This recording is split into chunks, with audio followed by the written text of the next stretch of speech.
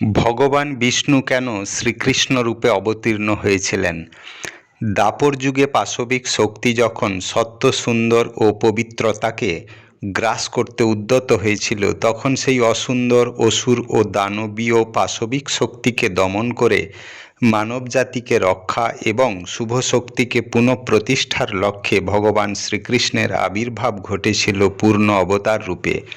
সনাতন ধর্মের এই প্রাণপুরুষ ভগবান শ্রীকৃষ্ণের শুভ আবির্ভাব ঘটেছিল মথুরা নগরীর অত্যাচারী রাজা কংসের কারাগারে।